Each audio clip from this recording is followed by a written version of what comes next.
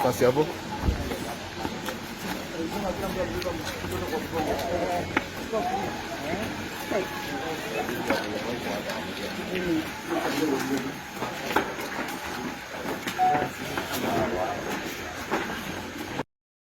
Lakini sasa anywhere kwa hiyo.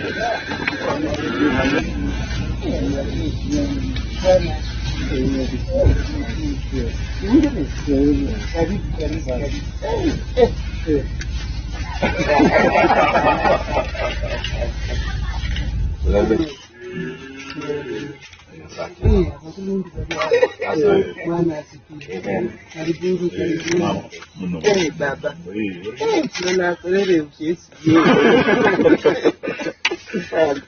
Karibuni.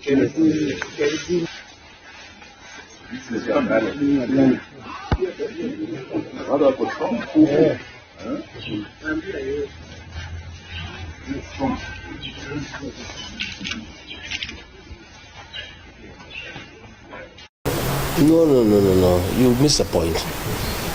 The people of the mountain, the people of Western, the people of Kenya do not need the positions. They are meaningless. What they need is tangible development. The people of the mountain had negotiated all the projects ambaye ilianzishwa na Rais Uhuru Kenyatta, hii serikali imaliza imekataa. We have negotiated a good business environment. The government has turned against the people, demolishing their houses, evicting them without notice. Those are the issues. Hao wamepatiwa kazi, hizo ni zao na familia zao. They are meaningless. You know, hata nyinyi, I don't think what you need are positions. What you need is 1,000 kilometers ambaye rais aliahidi atafanyia watu ya Western. Is the revival of Nzoia Sugar Factory, the revival of Mumias, issues of irrigation. How do we make sure the fertile soils of Western become meaningful to the people of this region? Because muko na rutuba nzuri sana, lakini we need roads. Tunataka barabara za rami, tunataka stima iunganishwe, tunataka madarasa ijengwe. Those are the real issues. Issues are not positions. And I can tell you, hiyo viti watu ya huko hata ikipeanwa ngapi, hata kama umesoma mitandao wanasema hata ukifufua dada ni Kimathi umpatie kuwa deputy president, people cannot change because that's not what they want. People want development. Na nyinyi you have already an agreement. Muulize viongozi wenu hii agreement, na nilitoa pale bunge, ukitaka copy nitampatia. Muulize viongozi wenu hii agreement ya Western, can it be honored? Sasa mnaambiwa the agreement has not been honored. Ati sasa Raila Odinga atahand nyinyi over kwa William Ruto. Sasa nyinyi mtakuwa ni jamii ya aina gani? Kwani nyinyi ni ile rire ile ya kusunguka ile ya kupeana kijiti? Sasa mmekuwa pale, Raila amesaidika, ameenda AU, amesema nyinyi mmenisukuma nimeenda AU, asanteni. Sasa kuanzia leo mimi siko, vile mlikuwa mnanifuata mfuate huyu William Ruto. Nyinyi mtakuwa ni jamii ya aina gani? Second question,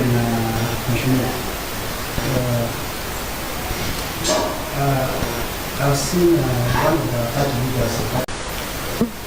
Eugene Wamalwa is a great leader, but the greatness of a leader will be defined by the unity of purpose of where he comes from. It is you to make him a great leader and propel him to great heights of leadership by being united. There is no way Eugene Wamalwa can be a great leader if you are still following Raila Odinga to show you political direction. Mtakuwa ni kazi gani mnafanya? You know, you have your own leaders who are qualified by any definition. He's been a cabinet minister for a very long time. He's seasoned. He's a great lawyer. But why would you want to follow another leader from another region to show you on your way to government? Why can't you go to the government directly? So what we are saying, we'll engage Eugene Wamalwa and others. But his relevance in the national political discourse will be informed by the unity of purpose of the Luhya nation and by numbers. So lazima kwanza mkubali, you unite under your leaders from here. Hamwezi kwenda kukodisha viongozi na mko na viongozi hapa. Itakuwa hiyo ni hesabu gani mnapiga? So we are willing to work with Eugene Wamalwa and other leaders. But it is the responsibility yenu kama jamii kupatia yeye nguvu na kumpatia yeye ile weight ya kuja kwa meza na kusema basi mimi nimekuja niko hapa 5 million.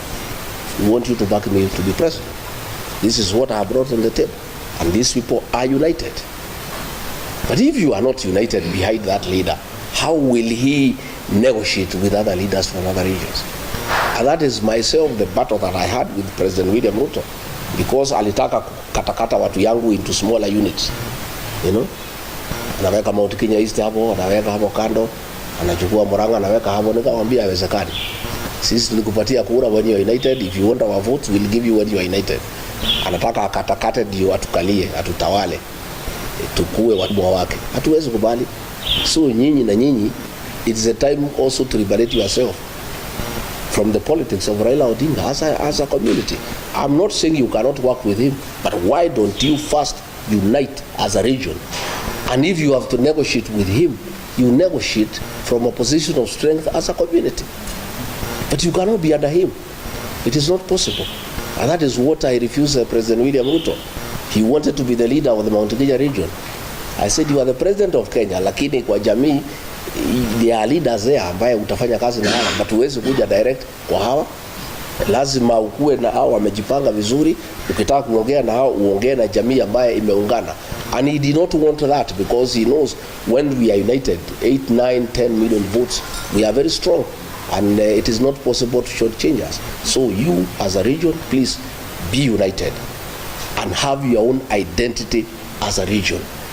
Na msiambiwe na watu ati ni mambo ya Kenya, ati ni ukabila, oh we want all Kenyans to be united. You know, when I have listened to the president, when he's talking about Kenya being united, what he means is Kenya being united behind him. That is what he means. Hii akiongea ati mambo ya Kenya kuungana, what he means is behind him. Kenya is not at war with anybody. All communities are working together. The people of Mulembe and others, we are friends. There is nothing to unite us. It's you to unite as a region, so that you go and engage other regions who are also equally united. So, kibarua iko kwenu, my friend for the people. As you speak, do you think that the mountain is one? Because most of the political analysts have said that the mountain is divided. Most of those analysts are not from that region. They don't understand that region. That region learned bitter lessons in the year 1992 and 1997, when, out of lack of experience, we fell into the machinations of President Moi and divided the region. Some people behind Kibaki and others behind Matiba, and we lost. Since the year 2002, we have remained united all the time, and that is why we are always in government, and that is why we are going to be the next government. The mountain is one. In fact, we have even now, the Kamba people have come in as Mount Kenya South.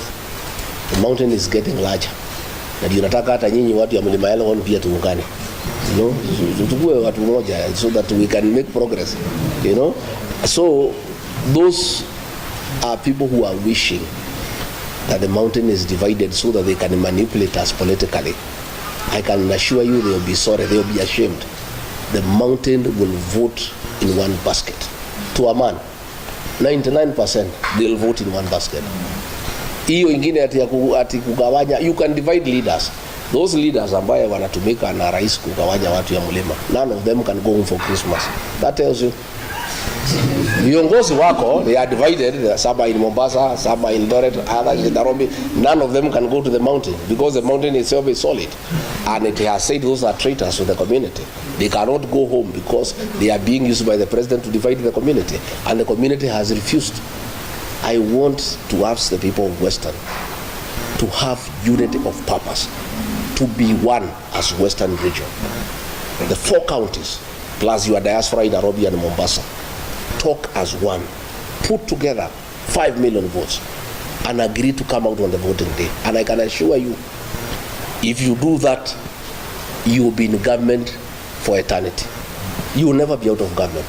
But if you continue being divided, and you continue dealing with national matters through proxy, through a third party, where will you go as a region? And don't you have competent sons and daughters who can lead this region? Why do you need a third party to lead your community? You can just come directly to the national table as the Luya nation and bargain and negotiate your stake in whatever government that will be formed directly without going through a third party. I think let's cross the bridge when we reach there. The matter is in court and is ongoing. And irrespective of the outcome,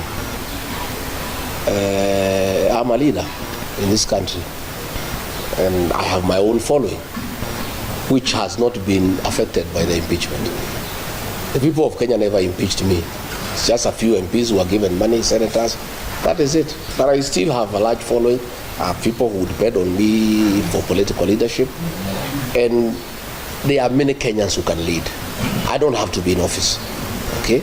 There are many Kenyans, and I'm not a selfish person. I am somebody who is open-minded.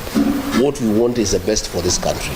And we have many leaders, including the ones from Western Kenya, who can lead this country. You know, and we cannot, I don't want to say what will happen in court. We have a court case, and we think the court will give us justice that is favorable to us. But it doesn't matter whatever it is that we are talking to the people, and the people are listening to us. And they are not listening to me because I am in office. I am not in office. They are listening to me because I have something to offer, you know.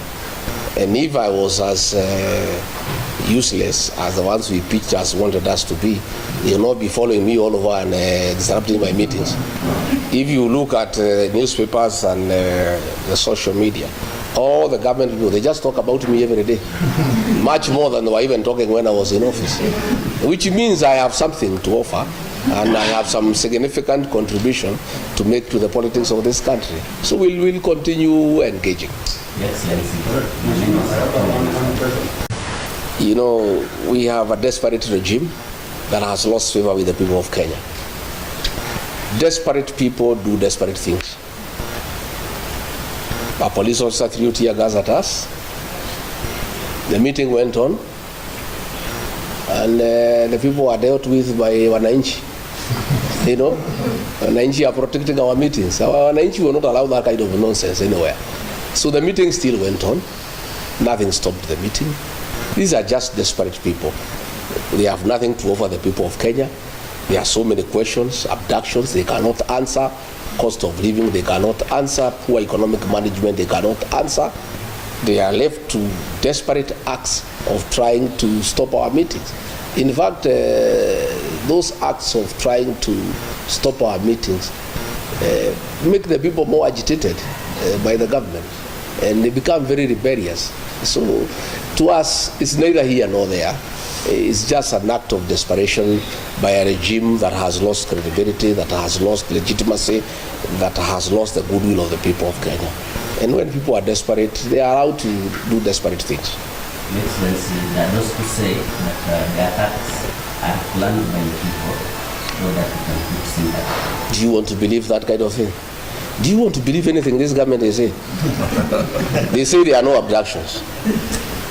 President said more than 5 times there are no abductions.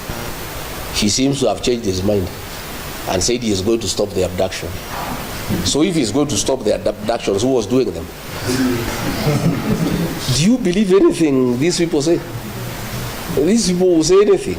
They are not believable anymore. People are tired of lies, you know, and everything is there. It's on video. People can see what was happening. A fellow was arrested. Last night, the Inspector General of Police ordered that he be released unconditionally because they were behind it, and he's a police officer. But those are desperate acts. They change nothing. They just pick the people more a burden. Just on that, you have been claiming that he's after the life. Who else do you think will be after my life? The answer is you all know the answer. I did not add anything more.